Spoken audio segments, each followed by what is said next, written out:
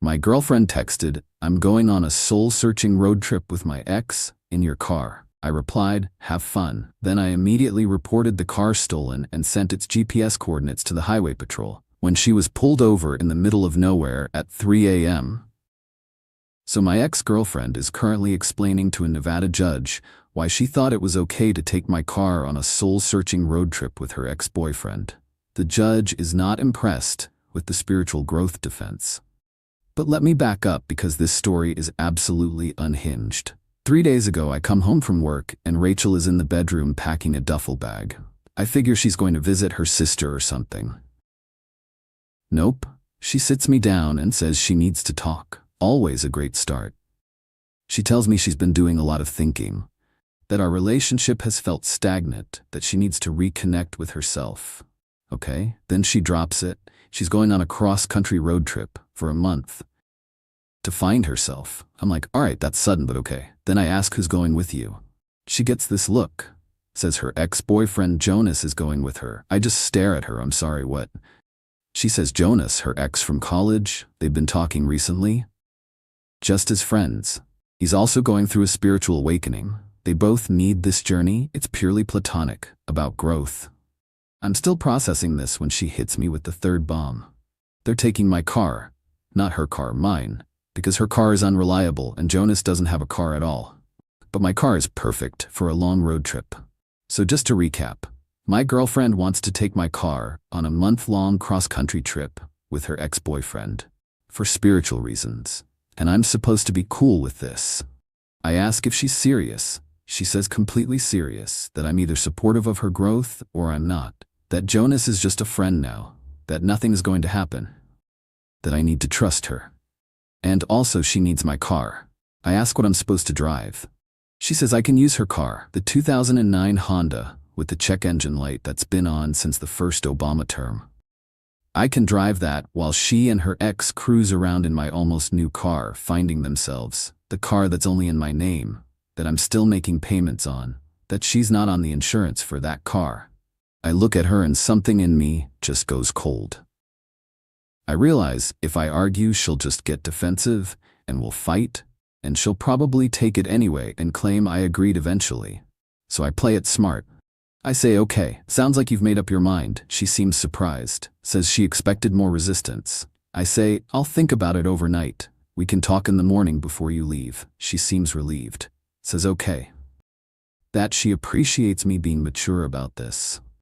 That Jonas is coming over tonight to plan the route. I just nod. That night Jonas shows up around 10. I answer the door. He's exactly what I expected. Man bun, flannel shirt, beaded bracelets. Gives me this condescending smile and says, "Hey man, appreciate you being cool about this. Most guys wouldn't understand." I just look at him, say, "Yep, I'm very understanding." He comes in. Him and Rachel are looking at maps, planning their route, talking about all the places they'll stop. National parks, desert landscapes, the Pacific coast. They're laughing together. Having a great time planning this trip. In my living room, using my car, I go to bed. Leave them out there planning. I can hear them talking through the door. Rachel's laughing at something, Jonas said. Whatever. After she comes to bed, I wait until she's asleep. Then I get up, pull out my laptop, check my insurance policy. She's definitely not on it. Then I open the GPS tracker app. I installed a tracker when I bought the car. Insurance discount. There's my car in the parking lot.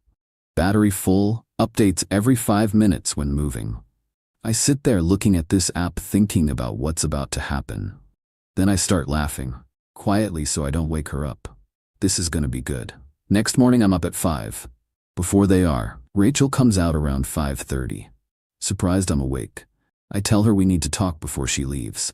I sit her down, say, "Look, I thought about this all night. I'm not comfortable with you taking my car on a trip with Jonas. It's too much. She needs to take her own car or rent one." She says her car won't make it and rentals are expensive. I say those aren't my problems. She says I promised to think about it. I say I did think about it. The answer is no. You don't have my permission to take my car. She stares at me, says it's too late. Jonas is on his way. Everything is planned. I say then unplan it. She says I'm being controlling and jealous, that this is exactly why she needs this trip, to figure out if she can be with someone this insecure. I say, you can figure that out in a rental car. She says she's taking my car, that I'll get over it. I tell her directly, Rachel, if you take my car without my permission, that is theft. She actually laughs, says I wouldn't call the cops on my own girlfriend. I don't say anything, just look at her. Jonas shows up at 6, knocks on the door. I answer. He's exactly what I expected. Man bun, flannel shirt, beaded bracelets. Gives me this condescending smile and says, hey, man, thanks for being cool about this. Most guys wouldn't be so evolved. I look at him. Say I'm not being cool about it. Rachel doesn't have my permission to take my car. He looks at Rachel. She says ignore him. He's being dramatic. Tells Jonas to start loading their stuff. Jonas looks uncomfortable but does it. They start putting bags in my car. I watch them load everything. Their duffel bags, cooler, camping gear. Jonas has a guitar, of course he does. Rachel won't look at me. Jonas keeps glancing over like he's worried I'm gonna do something. I stand there for exactly 5 minutes. Then I go inside. Pull out my phone. Call my insurance company. Lady answers. I explain the situation. My girlfriend and her ex-boyfriend just took my car on a road trip. I explicitly told her she didn't have permission. She's not on my insurance. The lady is quiet for a second, then asks me to repeat that. I do. She says, okay, so your girlfriend and another man took your car without permission. I say, correct. She says I need to report this as stolen immediately. That if anything happens, I'm not covered. I say I'm calling the police next. I call the police non-emergency line. Dispatcher answers. I explain everything. My girlfriend took my car on a trip with her ex-boyfriend. I explicitly denied permission this morning. She took it anyway. Dispatcher asks a few questions, confirms she's not on the title or insurance, confirms I told her no. Says okay, we can file this as unauthorized use of a vehicle. Takes all my info. Car details. Rachel's information. Says it'll be in the system within the hour. Gives me a case number. I thank him and hang up. Open my laptop. Pull up the GPS tracker. There they are. Little blue dot heading west. Speed showing 70 miles per hour. I make another coffee and just watch. My coworker texts asking if I want to grab lunch. I tell him I can't. I'm watching my girlfriend and her ex steal my car in real time. He calls me immediately. I explain the whole thing. He's dying laughing. Says this is insane. I say, yeah, it's pretty good. He asks what I'm gonna do. I say I'm gonna watch them drive across the country and then I'm gonna call the cops on them. He says that's cold-blooded. I say they took my car to go on a romantic road trip. He says fair point. Around noon, Rachel texts me. Picture of them at some rest stop, her and Jonas smiling. Caption says feeling free already. I don't respond. That evening they stop at a motel in Kansas. GPS shows they're parked. Rachel calls me around 9, all happy. Says the drive was amazing. That her and Jonas have been having deep conversations. That she's already feeling more connected to herself. I ask where they're staying. She tells me. I ask when she's planning to come back. She says she's not putting a timeline on it, that I need to let go of control. I say, Rachel, I want my car back. She says she'll bring it back when she's done. I say I want it back now. She says I'm being insecure about Jonas, that nothing is happening between them, that this is about her journey. I say bring my car back. She says she has to go. Jonas is waiting. Hangs up. I call the police back. Tell them I tried to get her to return the vehicle. She refused. She's in Kansas heading west. Dispatcher asks if I want to escalate to stolen vehicle. I say absolutely. She took it after I said no and now won't return it. He upgrades the report. Says now any officer who runs the plates will see it's flagged as stolen. I hang up. Look at the GPS. They're still at the motel. I go to bed. Sleep great. Next day I'm watching them drive through Colorado. They stop at scenic overlooks. Stop for lunch. Rachel texts me pictures, her and Jonas at some mountain viewpoint, both of them looking very spiritual and connected. I screenshot everything. Don't respond. Around 3 my phone rings. Colorado State Patrol. Officer says he ran my plates during a patrol. Came up stolen. Is the vehicle still missing? I say yes, currently in Colorado. I'm tracking it via GPS. He asks if I want them to attempt recovery. I say not yet. I'll let you know when they're somewhere good. He gives me his direct number. Says call anytime. That night Rachel calls from some campground. Goes on about how beautiful Colorado is, how she and Jonas went hiking, how connected they feel to nature. I ask if they're sleeping in separate tents. She gets quiet, says they're sharing a tent but nothing is happening, that I'm being jealous. I say you're on a road trip with your ex in my car sleeping in the same tent. She says I'm being toxic. Hangs up. My brother calls, asks how I'm doing. I tell him everything. He cannot believe what he's hearing, says I need to get the car back now. I say I'm working on it. He asks what that means. I say I'm letting them get really far from home first. He starts laughing, says you're evil. I say they're stealing my car. He says keep him updated. Day 3 they're in Utah. Desert highways. Rachel sends pictures of red rocks, her and Jonas doing yoga at sunrise. I'm watching the GPS thinking you're about to be doing yoga in handcuffs. By evening they're in Nevada. Middle of nowhere. They stop at this tiny motel. I look it up. 6 rooms, 1-star reviews. Someone wrote they saw a scorpion the size of a phone. Another review just says don't. Rachel calls around 11, says they're exhausted. Motel is sketchy but they're too tired to keep driving. They'll push for California tomorrow. Finally make it to the coast. I say, Rachel, I need you to bring my car back right now. She says she's in the middle of a journey, that I'm being controlling, that she'll bring it back when they're done. I say I want it back now. She says she's hanging up, that I'm killing her vibe. Call ends. I look at the GPS. They're parked at that motel in the middle of absolute nowhere. Nearest town is 80 miles. I call Nevada Highway Patrol. Dispatcher answers. I tell her I've got an active stolen vehicle report, that I'm tracking it via GPS, that it's currently at a motel in the middle of their state.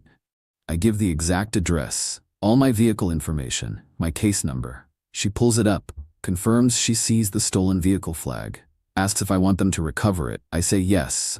Both occupants are likely asleep. Car should be there for hours. She asks who's in the vehicle. I say my girlfriend and her ex-boyfriend. They took my car on a road trip after I explicitly denied permission. She's quiet for a second. Then says okay, we'll send a unit. They'll recover the vehicle and deal with the occupants. Keep my phone on. I hang up, text my brother, tell him it's happening. He responds, this is the greatest thing ever. Please keep me updated. I'm sitting there watching the GPS, drinking coffee at midnight on a Wednesday, living my best life.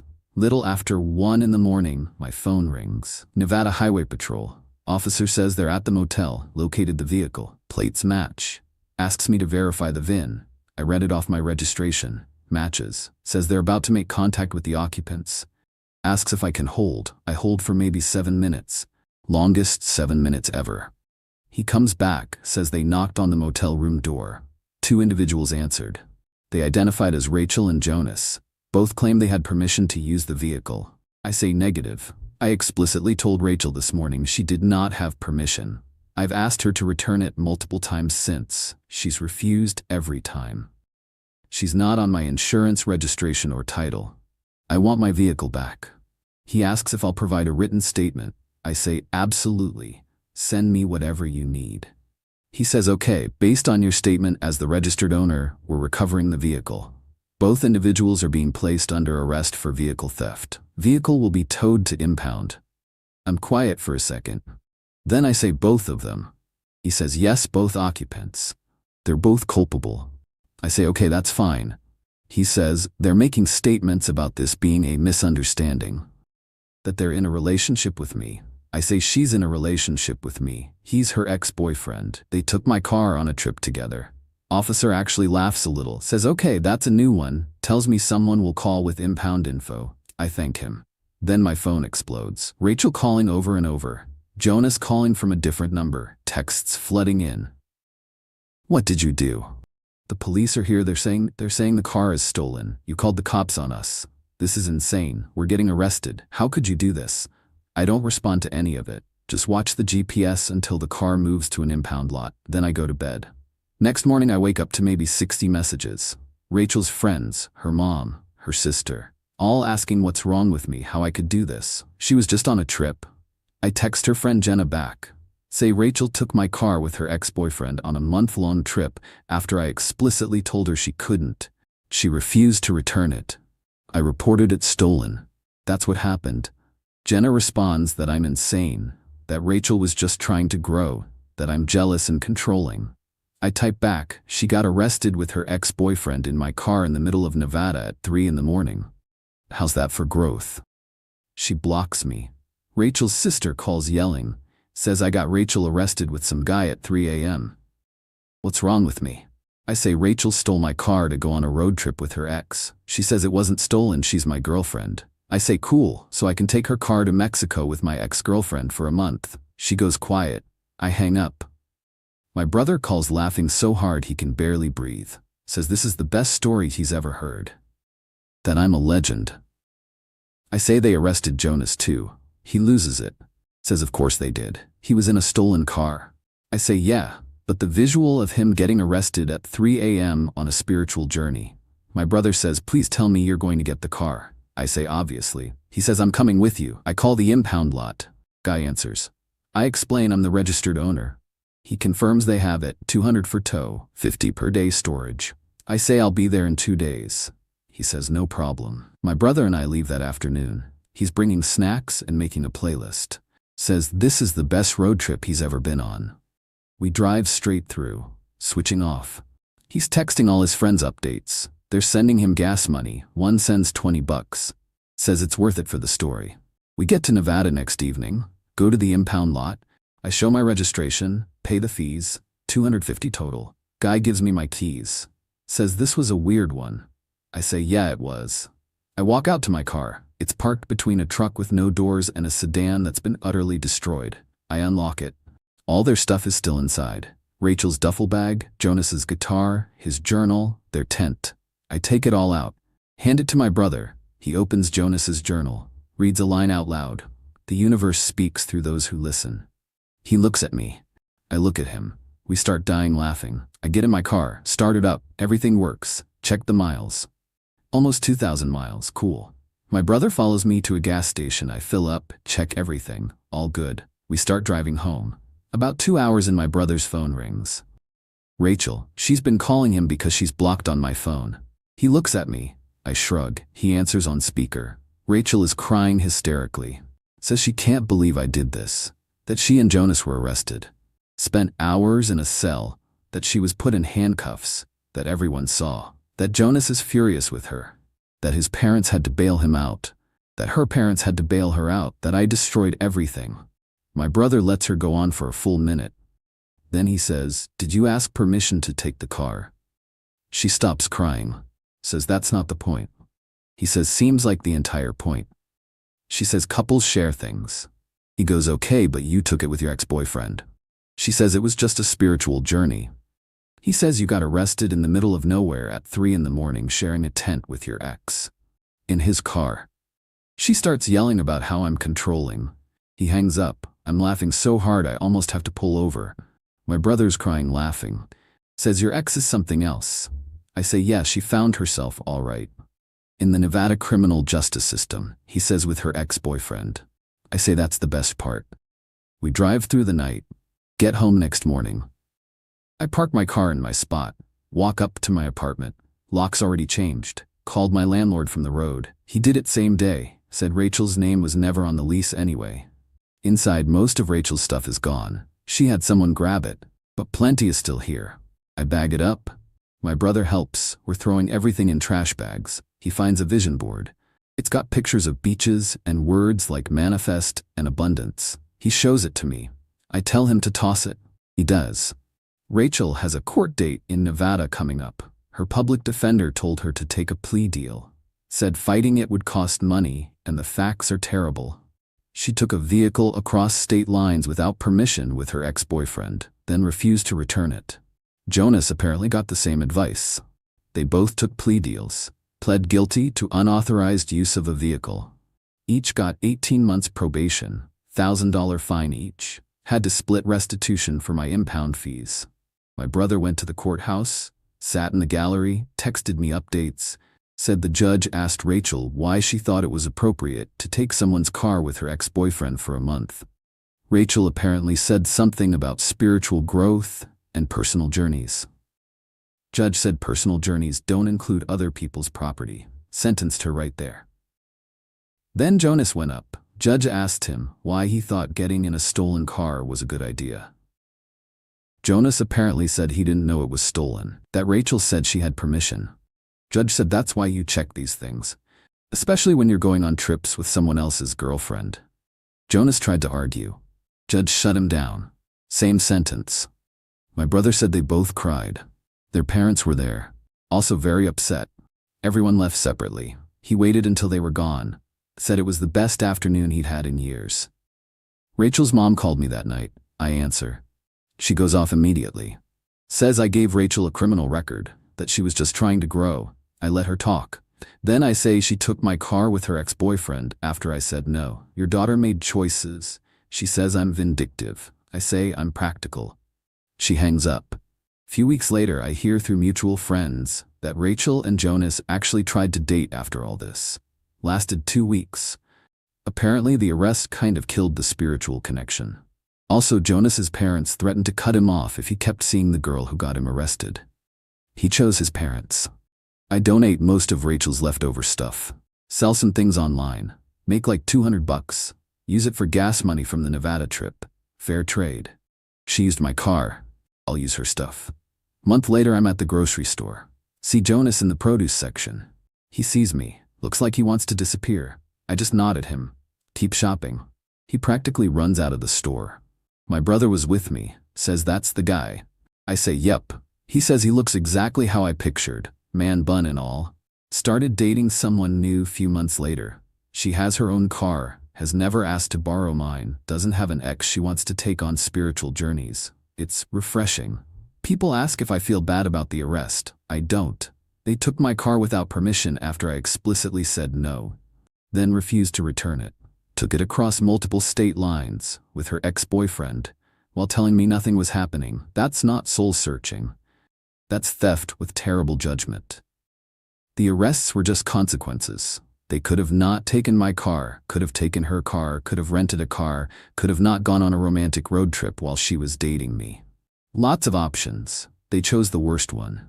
So yeah, don't take people's cars without permission. Especially if you're taking them with your ex. Turns out that's illegal and also a terrible idea. Who knew? Well, Rachel and Jonas know now, and my car is exactly where it belongs, in my parking spot, with nobody's ex-boyfriend driving it.